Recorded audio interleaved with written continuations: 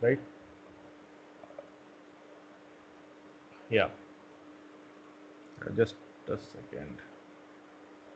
Uh, okay, yeah, we'll start from page number 16. So I'll maybe, since I'm sharing, I'm finding it a little bit difficult. Just a second.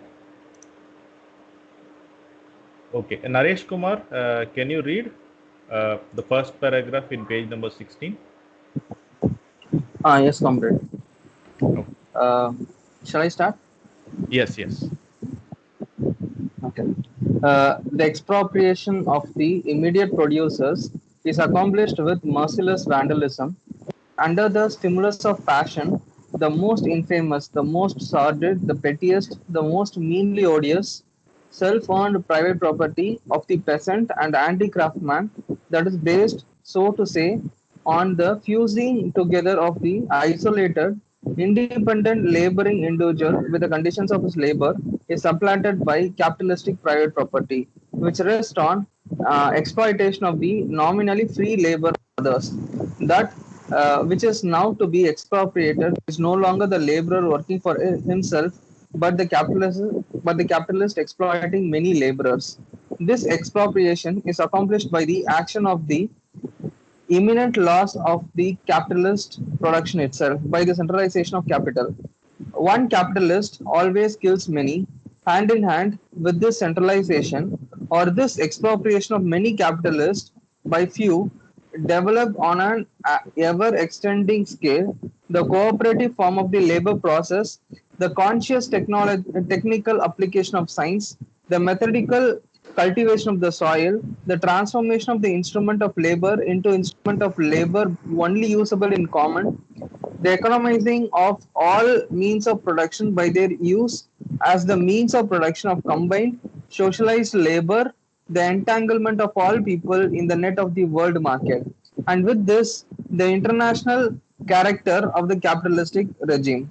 Along with the constantly diminishing number of the magnates of capital who usurp and monopolize all advantages of this process of transformation, grows the mass of misery, oppression, slavery, degradation, exploitation. But with this too grows the revolt of the working class, a class always increasing in numbers and disciplined, united, organized by the very mechanism of the process of capitalist production itself. The monopoly of capital becomes a fetter upon the mode of production which has sprung up and flourished along with and under it. Centralization of the means of production and socialization of labor at last reach a point where they become incompatible with their capitalist entanglement. The entanglement is a burst asunder. The knell of capitalistic private property sound. The expropriators are expropriated. Capital Volume 1. Should I continue next paragraph, comrade? No, we'll Yeah, stop there. this we already, we Ah, already discussed. yeah, there is some noise.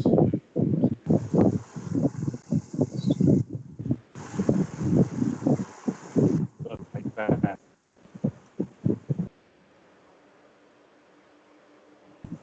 Okay. Yeah, I think this we already discussed elaborately. Yeah, we can, maybe you can continue the next paragraph, Naresh. Yeah. Okay. So also new and important in the highest degree is the analysis Marx gives in volume 2 of Capital of the reproduction of aggregate social capital. Here too, Marx deals not with an individual phenomenon, but with the mass phenomenon, not with the fractional part of the economy of society, but with that economy as a whole.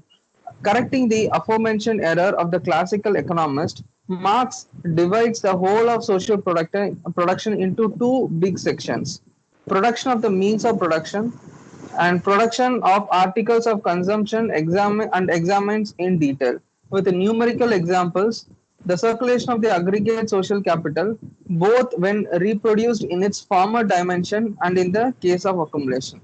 Volume 3 of Capital solves the problem of how the average rate of profit is formed on the basis of the law of value. This immense stride forward made by economic science in the person of Marx consists in his having conducted an analysis from the standpoint of mass economic phenomena of the social economy as a whole, not from the standpoint of individual cases or of the external and superficial aspects of competition, to which vulgar political economy and the modern theory of marginal utility frequently restrict themselves. Marx first analyzes the origin of surplus value and then goes on to consider its division into profit, interest, and ground rent. Profit is the ratio between surplus value and the total capital invested in an undertaking. Capital with a high organic composition, that is, with a preponderance of constant capital over variable capital in excess of social average, yields a rate of profit below the average. Capital with a low organic composition yields a rate of profit above the average. Competition among capitalists and the freedom to transfer their capital from one branch to another will in both cases reduce the rate of profit to the average.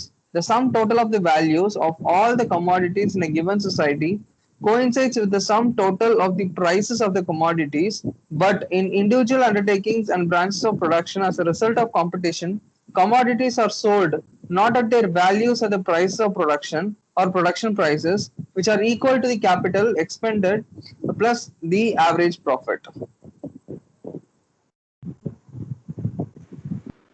Okay.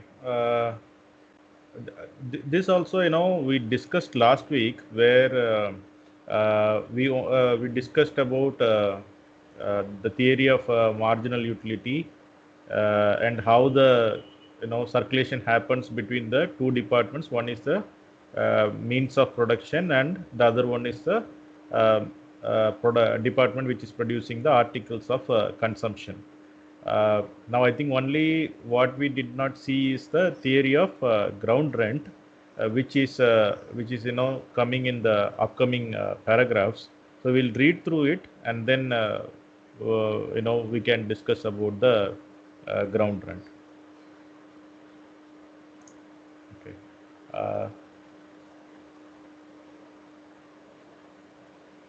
CB Maran, can you read?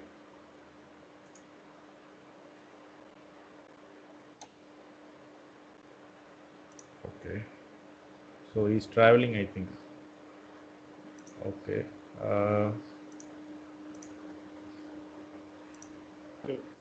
Should I read or someone else? Uma is there, or who is just now? Uma is there. Uma is there. Uma, is it possible for you to read?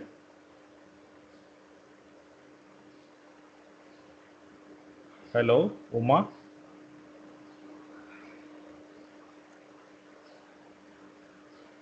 Okay, otherwise I'll read, comrade.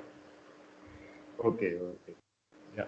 So in this way, the well-known and indisputable fact of the divergence between prices and values and of the equalization of profits is fully explained by Marx on the basis of law of value. Since the sum total of values of all commodities coincides with the sum total of prices. However, the equating of social value to individual prices does not take place simply and directly, but in a very complex way. It is quite natural that in a society of separate producers of commodities who are united only by the market, a conformity to law can only be an average, social, mass manifestation, with individual deviations in either direction mutually compensating one another. A rise in the productivity of labor implies a more rapid growth of constant capital as compared with variable capital. In as much as surplus value is a function of variable capital alone, it is obvious that the rate of profit, such that the ratio of surplus value to the whole capital, not to its variable part alone, tends to fall. Marx makes a detailed analysis of this tendency and of a number of circumstances that conceal or counteract it. Without pausing to deal with the extremely increasing sections of Volume 3 of Capital, Volume 1 devoted to usurer's capital, commercial capital, and money capital, we must pass on to the most important section, the theory of ground rent. Since the area of land is limited and in capitalist countries, the land is all held by individual private owners, the price of production of agricultural products is determined by the cost of production, not on soil of average quality, but on the worst soil, not under average conditions, but under the worst conditions of delivery of produce to the market.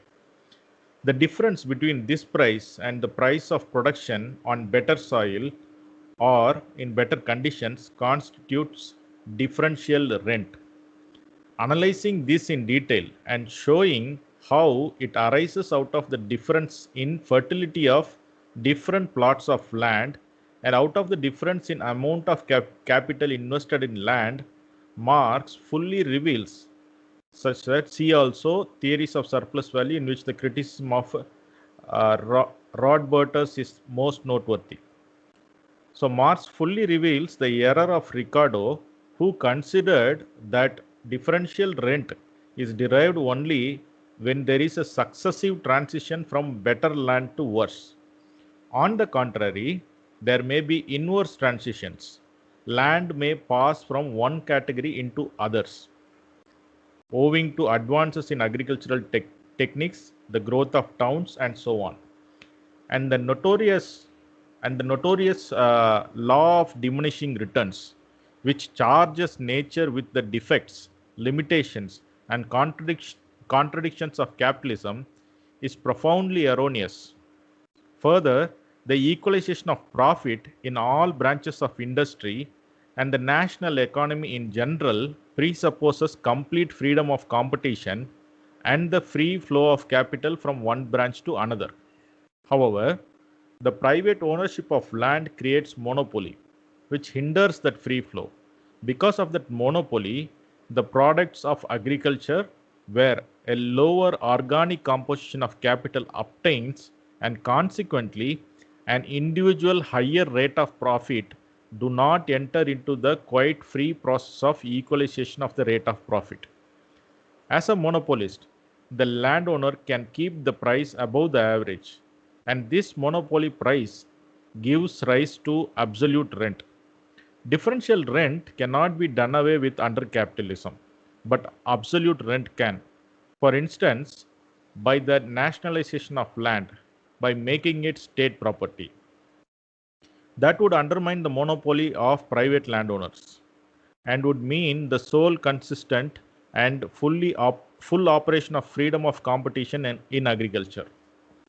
That is why, as Marx points out, bourgeoisie radicals have again and again in the course of history advanced this progressive bourgeoisie demand for nationalization of land, a demand which, however, frightens most of the bourgeoisie because it would too closely affect another monopoly, one that is particularly important and sensitive today, the monopoly of the means of production in general. A remarkable, popular, concise, and clear exposition of his theory of the average rate of profit on capital and of absolute ground rent is given by Marx himself in a letter to Engels dated August 2, 1862. Okay. Shivakumar comrade, should I continue? Or? No, I think we should summarize what is being written here, or what you read. I think who is the guest? I don't know. It's not Uma. Uma had left. And Ashmi has joined. Yeah. Okay. Ashmi. Hello. Do you have the book with you? Ashmi and the guest? No, sir. Hello. I'm just, okay. I'm just downloading the book. Okay. Yeah. I'm able to. And it's also displayed on the screen. Yeah. Okay, sir. No problem. If you don't have, it's there in the WhatsApp also, and okay. You can also see in the screen. Okay. Yeah. And there is one more person who has joined with the name guest. May I know who is this? Hello? Guest with the ID 42793. Okay. Okay, comrade. I think we can continue. Yeah. Okay, I will try to explain. The first few sentences we already discussed. So what we are reading is the Marxist economic doctrine. There is a summary of what Marx is presenting in 3 volumes of Capital. So we have seen this is given by Lenin. We started with commodities, and commodities have value in exchange, and how the value is created by the human labor, and then how it becomes capital. Through commodity exchange, money emerges. Then money is transformed into capital, whereby the capitalist buys labor power and extracts more value than what he pays as wages to the worker. Then we also looked at how the more value is called surplus value. So what are the ways surplus value is extracted? One is absolute surplus value, whereby the working day is extended more and more to get more surplus value from the working class. The other is relative surplus value, whereby automation, mechanization, large-scale industry, and application of science and technology, all this leads to more surplus value for the capitalist and more intensive work and long work hours for the worker. Also, many workers lose job, and there will be a reserve army of labor. That also we discussed. Then we looked at how the whole system works, the social production. So the capitalist society, it's not only one individual capitalist exploiting a set of workers. It's a huge social division of labor. Now it's a global system. So how this system functions? So Marx is dividing the whole society, the whole production into 2 departments: the means of production and means of consumption. That we saw. Then finally, we saw in the third volume how the surplus value is transformed into profit of enterprise, interest, and the ground rent. And we saw finally here we are seeing. So here what the previous paragraph what Naresh read. What is how values and prices are related. So we saw that workers' labor produces value, but the capitalist gets the profit. So how it operates, that also we see. And finally, in this paragraph, we see there is a tendency in capitalist mode of production to invest more and more in constant capital, what Marx calls as constant capital. That includes machinery and the raw material, and less and less on variable capital. That is our workers' labor power. So this has a tendency to reduce the profit rate. So that is what he's saying. The rate of profit tends to fall. This is one important observation which was noticed even in the 18th century, the second part of 18th century and 19th century. So the economists before Marx could not explain that. And even now we are witnessing in advanced capitalist economies. And in every economy, as the capitalist mode of production develops further, the rate of profit tends to fall. And there are other section in the third volume. Marx is mentioning there is a spelling mistake. It's not volume 1. It should be volume 3. One is usurious capital. That is how the interest-bearing capital. Then you have commercial capital, how merchants operate and from where they get profit. Then you have money capital. Today we look at banking and stock market and the huge amount of money going into all these kind of speculation activities. That's also studied and presented by Marx in the third volume. Lenin is saying, let's not get into that. They are very interesting, but we'll go into the theory of ground rent. So ground rent, it can be ground rent is specific to land, for agricultural land. But Marx ground rent theory is It's in general, it can be applied to all natural resources. So what is happening is some individuals or some companies, they have property right over natural resources. In this case, it's land. It can be about the mines, or it can be we talk about coal mining or iron ore or many rare earth elements. So all those things, even spectrum for 2G for mobile services. So that is also a natural resource, which for some individuals, they held by individual private owners. So now what is happening is, so by having ownership of these natural resources, including land, even though they don't involve in production, or they may involve in production also, but they are able to extract rent from the producers, which is taken from the surplus value. That is how. So this was explained by Ricardo. He explained how the differential rent. So we go into the detail there. If there are let's say 4-5 categories of land, then category 1 is very fertile, which gives you 15 bags of rice. Second is 12 bags. Third is 10 bags. So if the society needs all 5 land to produce rice, the price will be determined not by the average, by the least productive land. So the more productive, the owners of more productive land, they will extract, because they are getting the farmers or the capitalist farmer who are producing rice in the more productive land. They will get more price, higher price than the value what they spend, because the price is determined by the least productive land. So this higher profit is taken away by the landowner. The landowner need not do anything. Just by owning the land, he says, only if you give me that difference, which works through competition and through the market. So that's the basis of ground rent. That's very important. Maybe it's one of the neglected portion of ground rent. Generally, when we talk about Marxist economy, we talk about wage labor and exploitation of worker, surplus value, profit. But there is a class of landlords or people who control natural resources, and they get a huge amount of surplus value from the economy. So in modern world, you can say the crude oil. The crude oil, whoever is controlling the crude oil resources, they get money from throughout the world.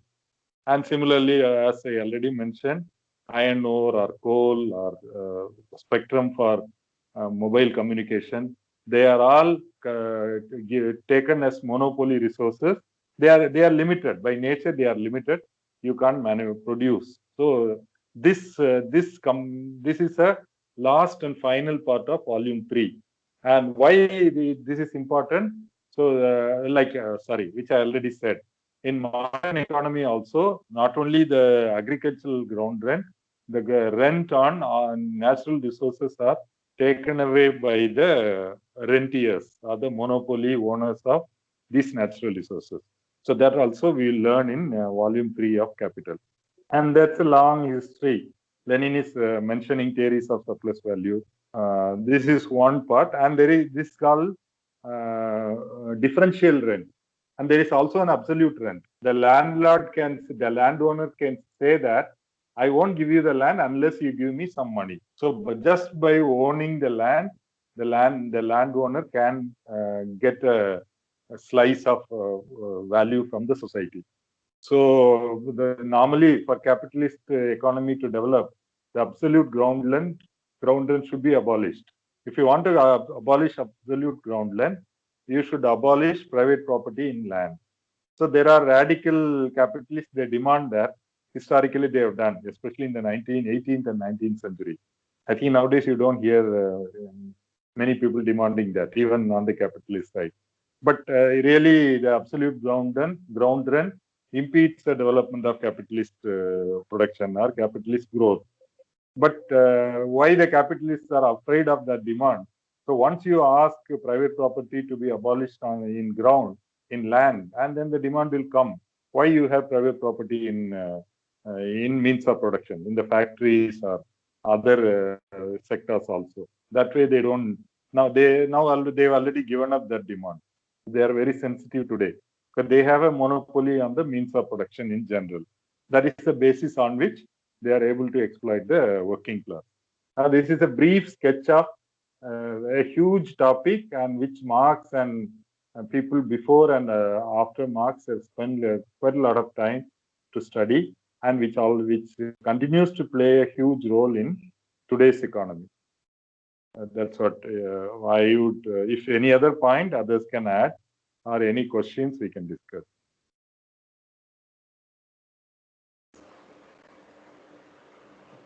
Okay, anybody has any questions on this?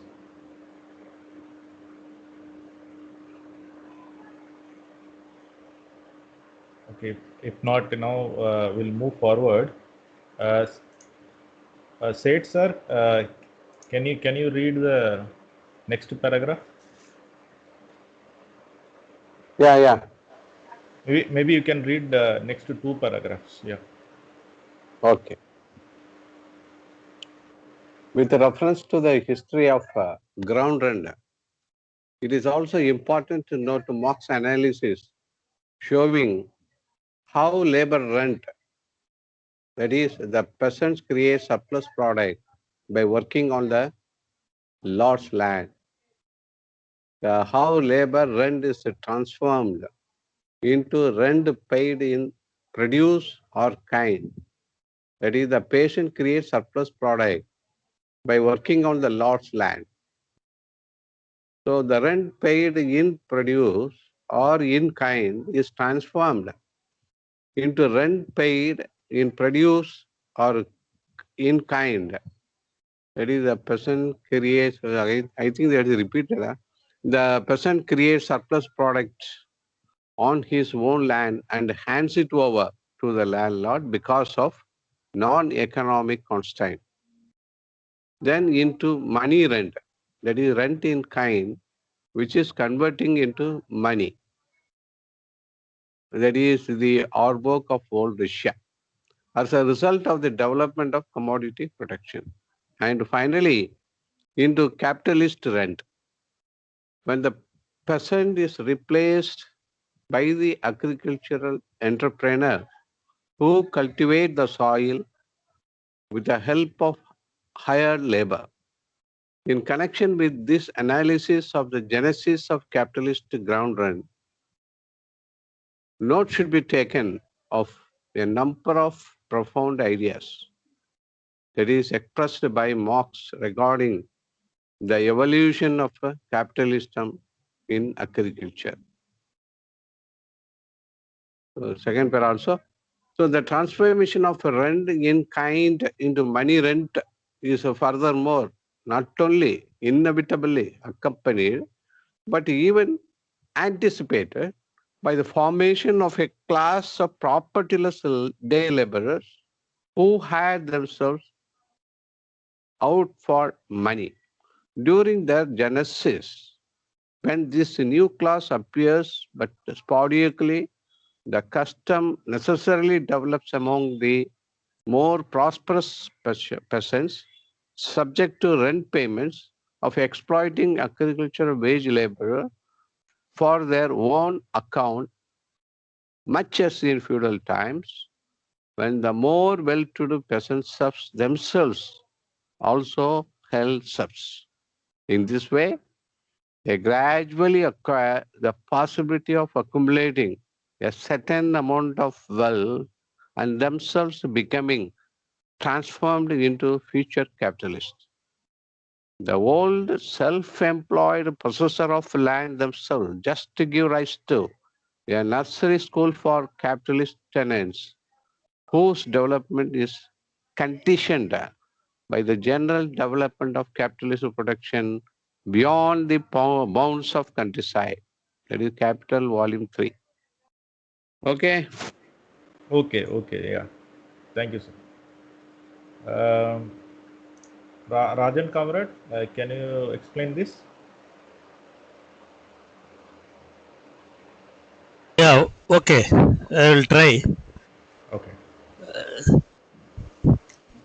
Yeah, but the thing is, okay, it's very, very condensed, very concentrated form in which Lenin has given what Marx has written very elaborately in volume 3.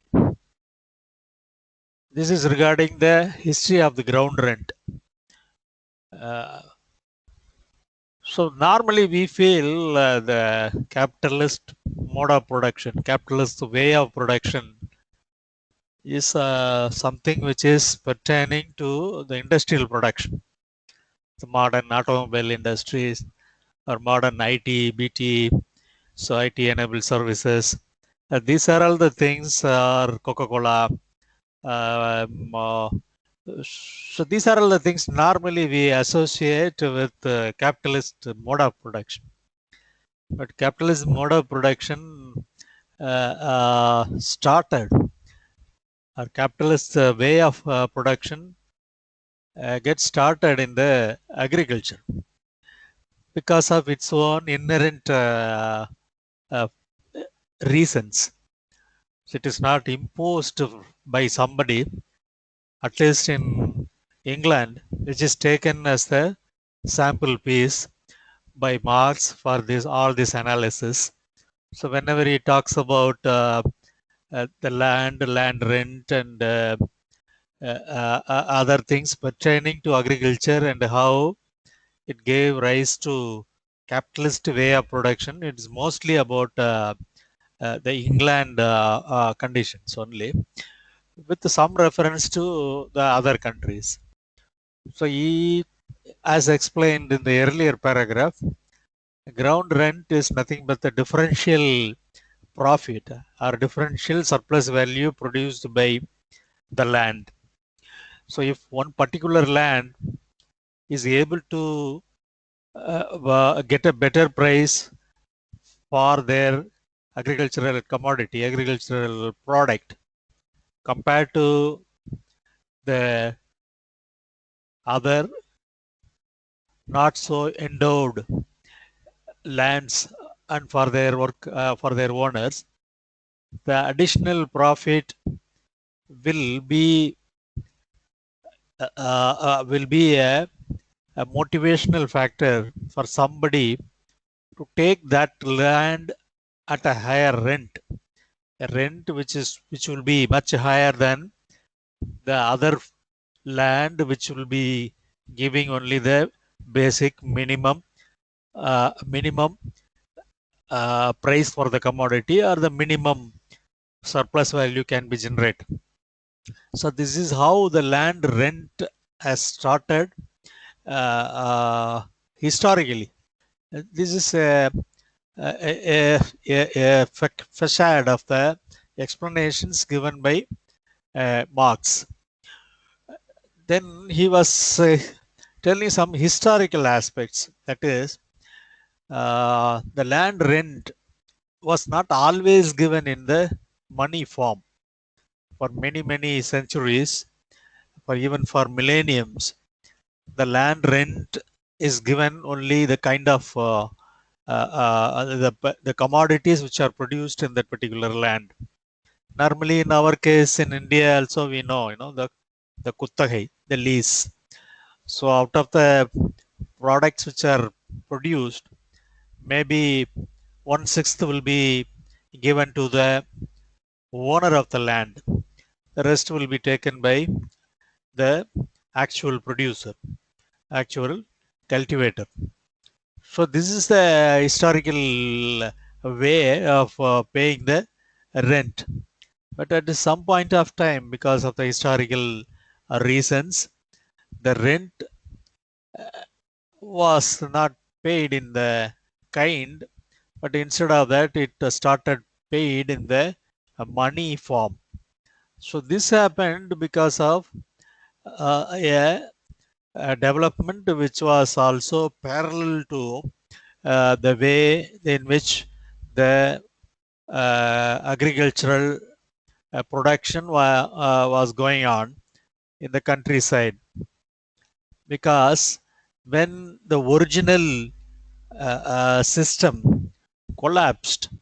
The original system is a large estate kind of arrangement wherein the agricultural laborers will be residing in some corner, and they will be given some portion or some small pieces of land for them to work and produce things which are required for their own survival. And there will be a large portion of the estate which will be directly under the landlord, and in this land all the agricultural workers will be working for 3 or 4 days, and only for 2-3 days they will be working in their own plot. So this is how normally earlier the agricultural production used to be carried out, particularly in England. There are other countries which is slightly different way of agricultural production. At some point of time, this entity in this construct started collapsing. So the agricultural workers were driven away from their land, and they were become pauper. That is, they are not having even that piece of land which was given to them to make their own life, make their own sustenance. So they are free, and they free in the sense they are free to sell their labor power to anybody who is ready to pay them. So they come to the new agricultural entrepreneurs, then they will be working only for money. So the landlords, they need to pay them money. So their landlords, if they are engaging somebody to do the agricultural work, from them they will be getting the rent in money. So some of them, they will be engaging the agricultural workers themselves, and they will be paying them in money. So their products they will be selling for money, money. So this how the money has become an important element in all the transactions. So in these transactions, when money started playing a role, the rent also become a rent which will be collected in the form of money. So money, when it was started playing the role of the rent, so this also a reason, a force which will be transforming the old way of production, or the old mode of production, into capitalist production. And this will transform the old agricultural rent, the feudal rent, into a capitalist rent. This is explained in detail how this process has taken place in Das Kapital. But actually, this is explained only in the process which will be driving out the agricultural workers from that earlier form. That is dealt in one chapter, chapter 8 of the volume 1, and the other portion will be treated by Marx in the third volume. So there is an integral relationship between volume 1 and volume 2 and volume 3. So without reading one, the other one cannot be easily understood, and without reading the third volume, the volume 1 also cannot be understood fully, because it's very what they call very abstract things are dealt in volume 1. So many things which we see in our real life will not be discussed in volume 1, like a bank, credit facilities, insurance, even money to a large extent, nations, borders, state and its intervention. These are all the things which will not be discussed in volume 1. So it is a method of Marx, methodology of Marx in Das Kapital. So initially you will be taking a very abstract entity, and very common, very general entity. So he will be introducing the factors which are there in the real life one by one, so that at the end of the third volume you will have a pretty picture, realistic picture, which is similar to the real world. So in this fashion only you will be building up. So in the third volume, the rent and the mechanism which will give rise to rent and the differential rent between worst conditions of agricultural land which is not endowed with a very good potential, and a land which is with the better potential for production. How the rent difference started in this process will be explained in detail. So this is the thing which is explained in capital 3. So we have to go through volume 1 and volume 2 to fully appreciate capital of volume 3. So this is what Lenin in his objective of explaining in a concise manner what we can expect in Das Kapital and what can be expected in each volume. When he explains, he is explaining these things. So we have to go through. We have to go through volume 1 and volume 2. Then only we will be able to understand fully the topics and the concepts which is dealt in volume 3. But this is briefly explained by Lenin in these passages. So this is what I'm able to tell, because it's very condensed, very concentrated passages. I don't think I will be able to do much better justice, but if somebody can add on, it will be useful. Okay. Thanks, Comrade.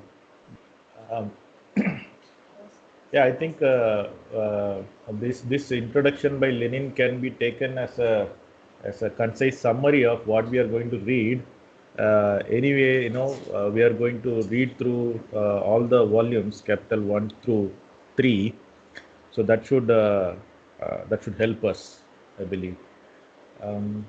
Okay. So the next paragraph. Mr. Ashmi, is it possible for you to read?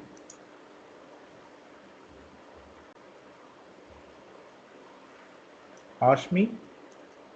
Yes, sir. Okay. Can you read the next few paragraphs? Yeah, starting from the small one, no? Yes. Yeah. The small holdings of the peasant is now only the pretext that allows the capitalist to draw profits, interest, and rent from the soil, while I think it's two paragraphs before that. The expropriation and eviction of the part of the agriculture population. Sorry. Yes. That's it. Yeah. Oh, yeah. The expropriation and eviction of a part of the agriculture population not only set free for industrial capital, the laborers, their means of subsistence and material for labor. It also created the home market. In their turn, the impoverishment and ruin of rural population play a part in the creation for capital or a reserve army of labor. In every capitalist country, part of the agriculture population is therefore constantly on the point of passing over into an urban or a manufacturing or proletariat. This source of relative surplus population is thus constantly flowing. The agricultural labor is therefore reduced to a minimum of wages and always stands with one foot already in the swamp of pauperism. The peasant's private ownership of the land he tills is the foundation of small-scale production and condition for his prospering and achieving the classical form. But such small-scale production is compatible only with a narrow and primitive framework of production and society. Under capitalism, the exploitation of the peasants differ only in form from the exploitation of the industrial plurality. The exploiter is the same capital. The individual capitals exploit the individual peasants through mortgages and usury. The capitalist class exploits the peasant class through the state taxes. The class struggle in France. The Okay. small vote. Okay. Should I Uh, read the next para also?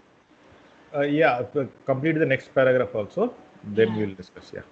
The small holdings of the peasant is now only the pretext that allows the capitalist to draw profits, interest, and rent from the soil, while leaving it to tiller of the soil himself to see how he can extract his wages. As a rule, the peasant cedes to capitalist society, that is to the capitalist class, even a part of the wages, sinking to the level of the Irish tenant farmer, all under the pretense of being a private proprietor. The class struggle in France. Okay. Yeah. Thank you. Comrade Shivakumar, can you explain this? Okay, I will try.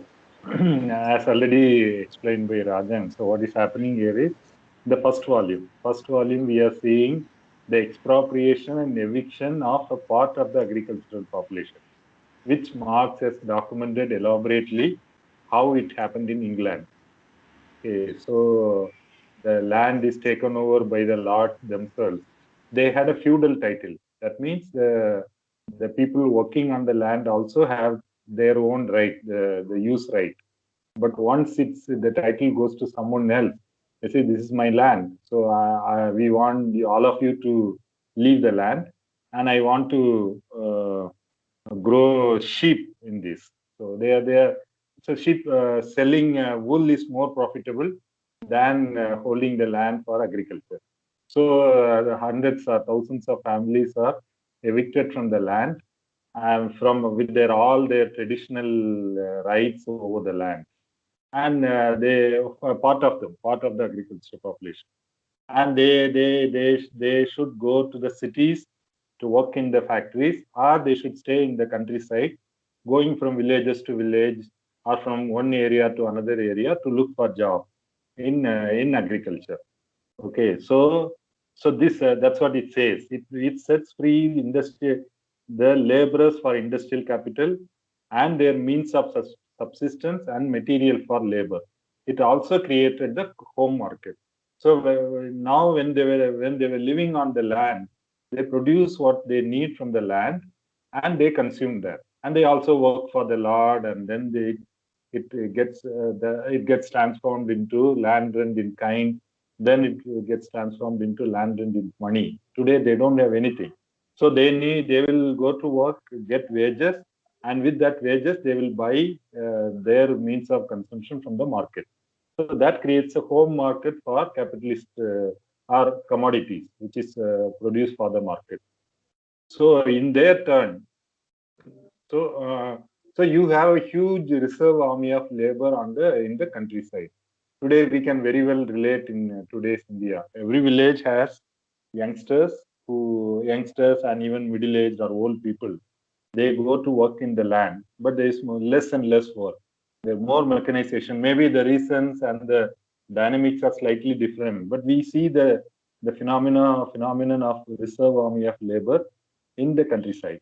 So what they do, some of them they go to the nearby town to do some work, and when there's no work, they will come back to the village. Or we see from places like Bihar or West Bengal or Uttar Pradesh, they travel even thousands of kilometers to seek work for wages. So this is a reserve army of labor. The capitalist sector can take them when they are needed, and then when they are not needed, you can just throw them away. They will go back to their village and they will subsist on whatever is available there.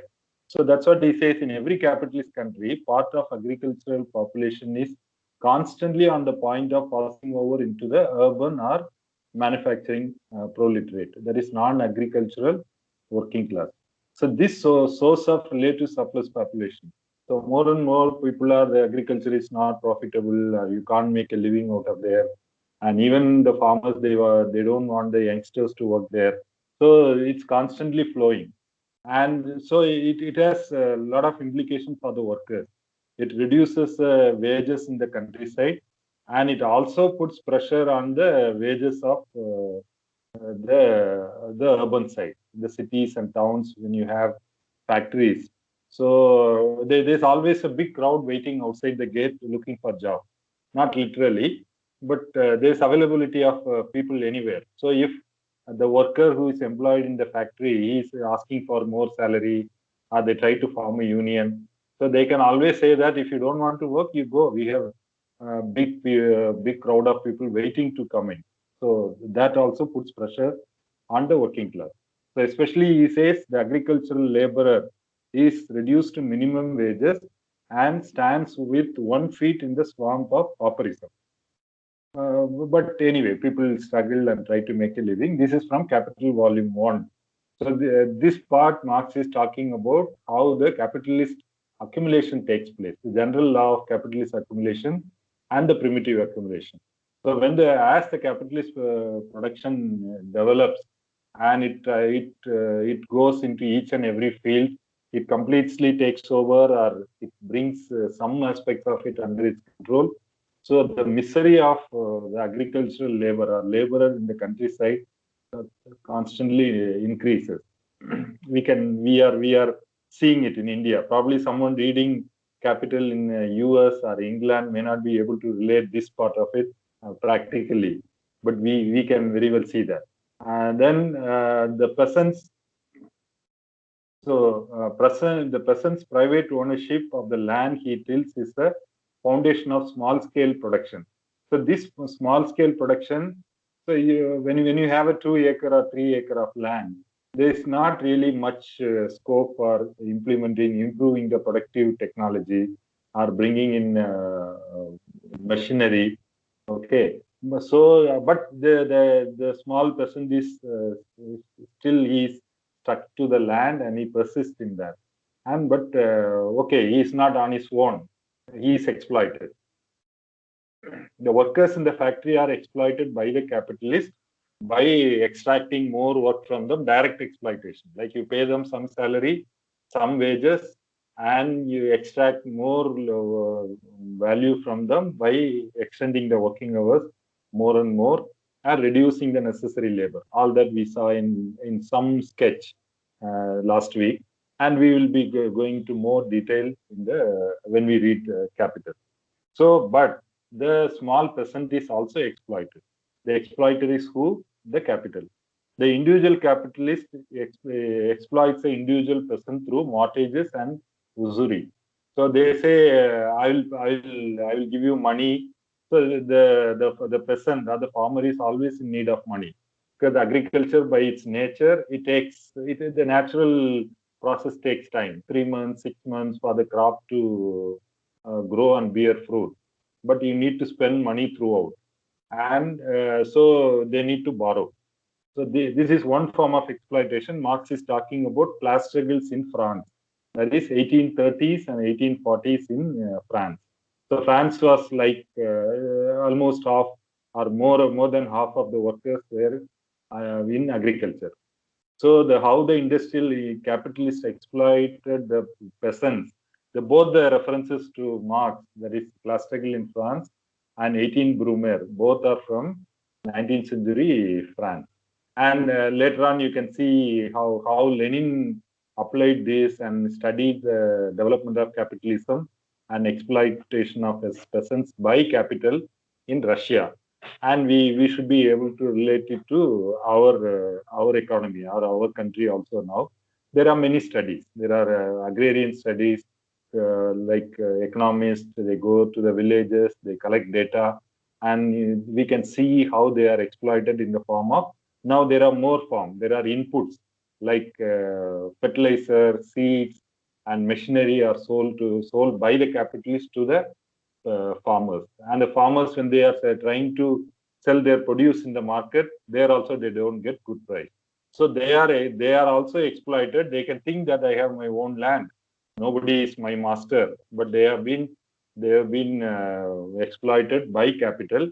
Individual capitalists exploit them through mortgages and usury, and the capitalist class as a whole exploits peasant class through state taxes. That was in France. Okay. The small holding of the peasant is the only pretext that allows capitalists to draw profits, interest, and rent from the soil. So what if nobody is standing there like in a factory? There is a supervisor or manager, or someone is monitoring their work, whether you are doing or not, whether I am getting enough surplus value. No one is doing that. He is toiling in the land and producing value, and which is extracted. Sometimes he may not even get the wages for the labor he puts in the land. So again, in 18th, 19th century France, which is true in many cases in India also, the peasant cedes to the capitalist society, to the capitalist class, even a part of the wages. Not only not only the surplus, even what should constitute as wages for the family labor, that is also taken away by the capitalist class. He's saying that he's referring to Irish tenant farmer, sinking to the level of the Irish tenant farmer, all under the pretense of being a private proprietor, which applies to many small proprietors in a capitalist society. So they think that they are their own masters. They are continuously sucked of their surplus value, even the wages they produce by capital. So this more or less which is happening, and there will be struggles against that. Today we see farmers protest, or even throughout the previous many decades we have seen. There are farmers protest in different parts of the country. But as a capitalist mode of production progresses, this becomes worse and worse. And I think we are going to see that in the coming paragraph. Yeah, this is what I would like to share. Okay. Thanks, comrade. So there is some sort of correlation. Can we say that that is what is going on in Punjab farmers' agitation for the last 4 months or so, under the promulgation of farms laws, that is in favor of the capitalist, so that in the course of time the farmers' land will be snatched or controlled by the capitalist, and the farm laborers, farmers, otherwise the landowners, they will be converted into nothing but that is laborers required for their factories to work as wage laborers. So he will be losing his independence of living on only on the support of the soil. Instead, now he will be converted himself into at the mercy of the capitalist. Is it? So there is the farmer, what they are protesting. I think it is somewhat related to these things. Is it? Something hastily I am getting an idea. I think you are right. Maybe it may be a little more complex, but the underlying process is this. And there's a lot of discussion if you see in Marxist literature itself, 19th and 20th century, the issue of agriculture and how it should be transformed into large-scale agriculture. Anyway, it's a big topic. Okay. Comrade Naresh, can you read next 3 paragraphs? 3 or 4 paragraphs? Okay, comrade. Yeah. What is one of the reasons why grain prices are lower in countries with predominant small peasant land proprietorship than in countries with the capitalist mode of production?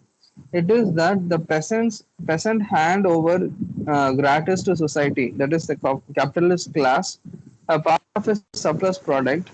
This lower price of grain and other agriculture produce is consequently a result of the producers' poverty and by no means of their labor productivity.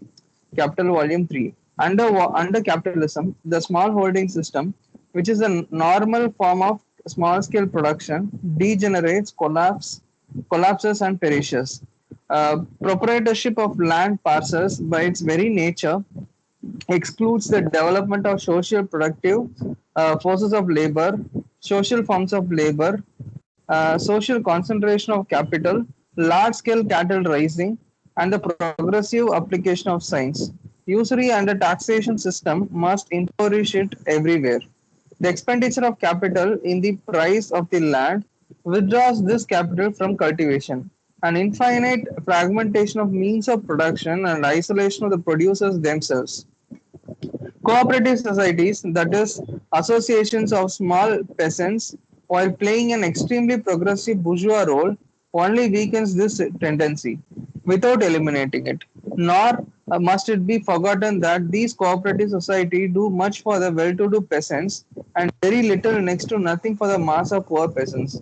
Then the associations themselves become exploiters of hired labor. Monstrous waste of human energy, progressive deterioration of conditions of production, and increased prices of means of production, and inevitable law of proprietorship of parcels. Capital Volume 3. In agriculture as an industry, capitalism transforms the process of production only at the price of the martyrdom of the producers. Thanks, comrade. Comrade Rajan, can you explain this? There is only one more paragraph, only Is it? one more Okay. paragraph. Okay. Naresh, can you complete the other paragraph also? Yeah. Yes.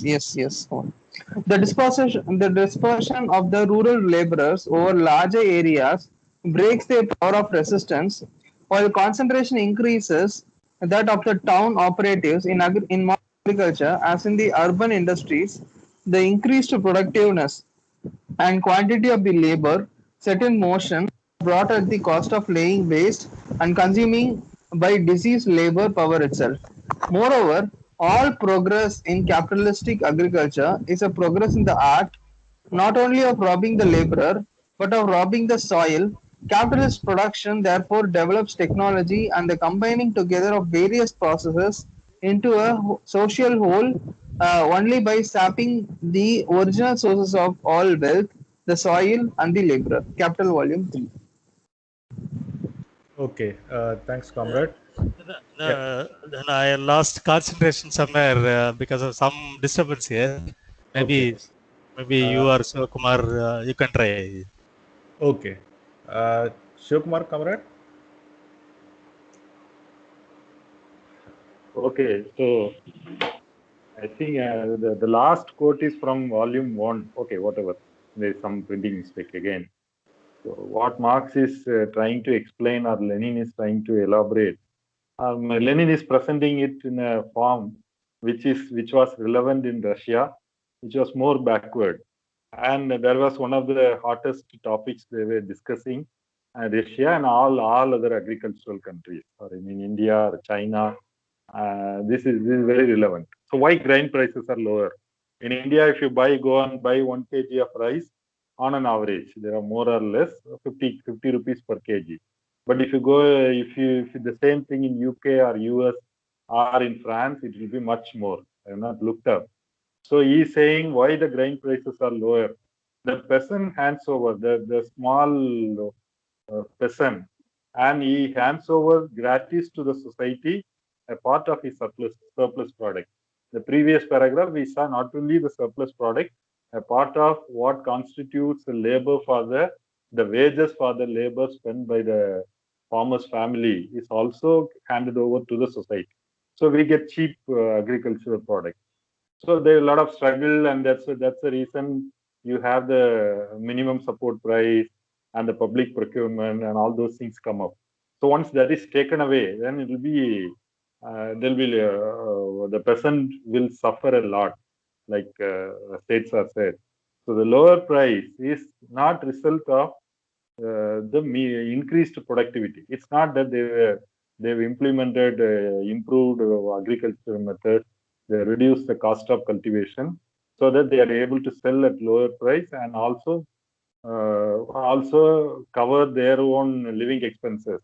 That is part of that can be called in as wages in capitalist society, even if they are doing on their own only. and they don't even have something to expand or invest further. So it shows only the producer's poverty. Under capitalism, the small holding system, which is a normal form of small scale production, degenerates, collapses, and perishes. So how do you do that? When you have a huge land like 10,000 acre or 15,000 acre, if you see some videos in YouTube how the cultivation is done in US, and there is one family, 20 or 30 people, they are cultivating 10,000 acres of land. They will have a tractor, and there are drones flying to spray maybe I don't know pesticide, and so they are working. They are working hard. But if you look at the ratio of labor to the land, it's very less, and they are able to apply technology. So here, that how it came about, it increased the social productive forces of labor is developed, and social capital is concentrated, and large scale cattle raising. And that also I have not seen any, but you can read about how cattle raising is done in US or in Europe and places like Australia, and the scientific technology is applied. And there are positive application and even much more application of some techniques to increase the profitability, which has a negative consequence on the food supply also. There are movies and novels about how the meat packing industry, and mainly the meat packing industry, what kind of techniques they use and all. So that is done by capital. But when you have a small land holding, you really don't have a way of developing it further. Okay, capital does it, but there should be some way of improving the agriculture. How do we do that? But this small holding is exploited. It's impoverished by usury and taxation, and again the farmer spends money to buy land, so that also locks up part of the capital. And there is infinite fragments of means of production and isolation of the producers themselves. And then Lenin talks about cooperative society. How do we solve that? And Lenin has written one pamphlet, or it's a booklet to the rural poor. So basically, this party is of urban workers' party, and he says what the workers are fighting for, and trying to explain this to the rural farmers and the rural agricultural workers. And he says, okay, if you have a cooperative society and if you have some benefit out of it, make use of it by all means. But it's not really helping you. It's really helping the well-to-do person. And he's giving data from France. He's giving data from Russia. So cooperative society is not going to improve your life or relieve you from your burden. Your burden can be relieved only by you should join hands with the industrial proletariat. They are fighting against the capitalist class and the Tsar's rule that time. Tsars, aristocrats, what you call, there's no democracy, and there's sort of a dictatorship in Russia. So he was explaining to them. So we need to go for a democratic system, so that the workers and farmers, the small peasants, can be liberated from the clutches of the state and the big landholders and the capitalists. See, the cooperative societies, they only weaken the tendency. Okay, and they don't eliminate it. So there is one in parenthesis he is giving that. So what is happening with this small scale production? There's a huge waste of human energy. The production conditions of production deteriorate and means of production increases. So the inevitable law of proprietorship of parcels. Parcels means small landholding. So in agriculture, as in industry, capitalism transforms the process of production only at the price of the martyrdom of the producer. So how do you go about it? That's a question coming to any political leadership, whether capitalist party or even all communist parties. How it is done in Russia in the 20th century, in China it's done. China, they have not eliminated small parcels. They sort of a collective ownership of land, and they're given the individual use right. So various methods are used.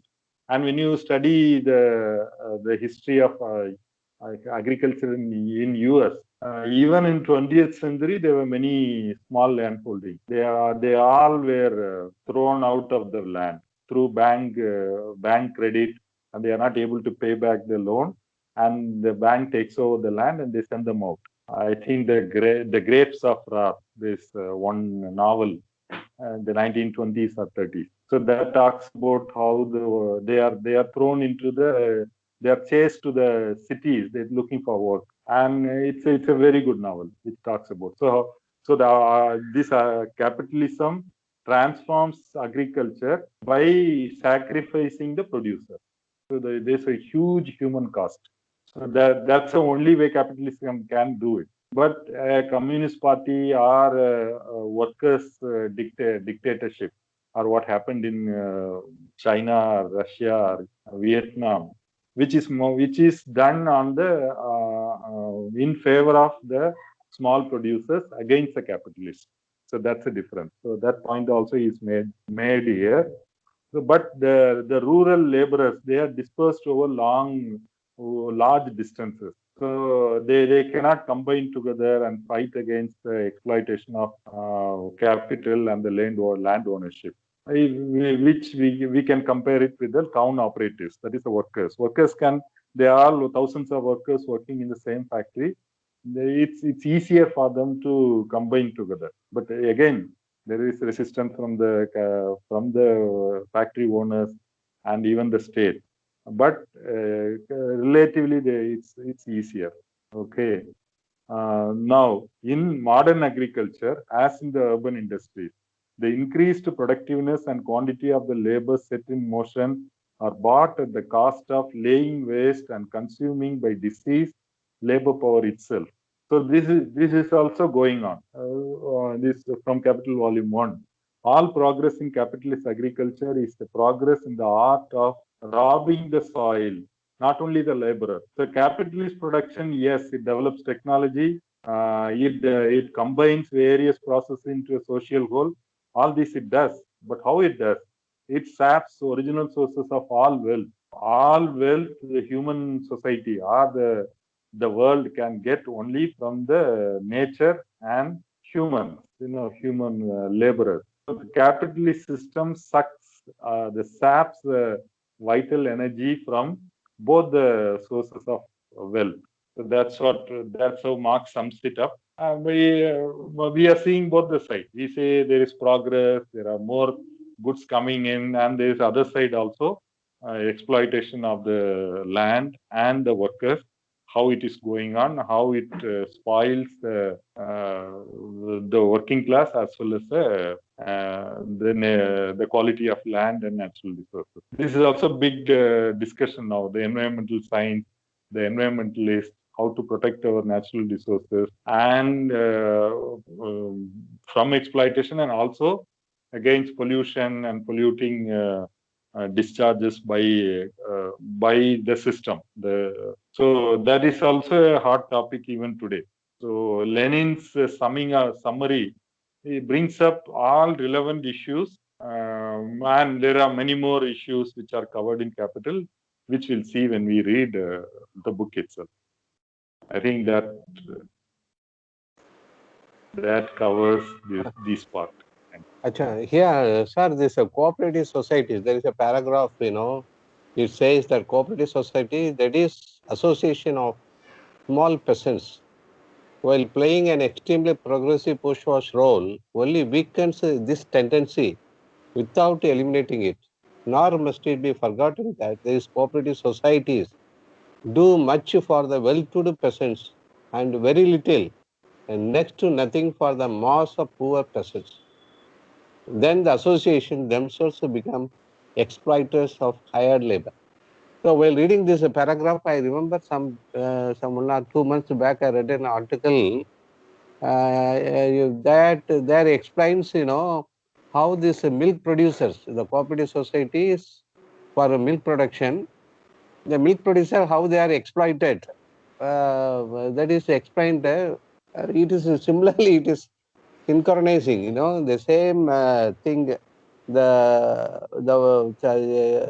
cooperative society, the chairman or so and so, the political people who are operating it, they are enriching themselves because the corpus fund created in the cooperative society, that is with the surplus value as produced by the milk producers, okay, small milk producers.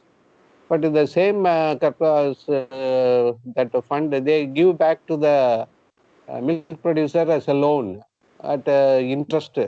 Maybe it's a nominal or higher interest, but it is a sort of again continuously exploiting them. And rich people who are managing the cooperative society, they become more rich. And the poor, the small producer will always remain the same condition his whole life. That is what I read in an article, but if I collect it, I will share. Okay. Thank you. And you said one novel, now. What is the name of the novel, sir? I think The Grapes of Wrath by what is his name? I forgot. It is John Steinbeck. John Steinbeck. John Steinbeck. It is Grapes of Wrath. It has come in Tamil also in Bharati Vithalayam as Kovathin Kanigal. The other novel what Sivakumar said about the meat factory thing, that is by Upton Sinclair. That is by the name The Jungle. That also has come in Tamil in Bharati Vithalayam as Concrete Card. So both of them explained in 1930s the scenario in US.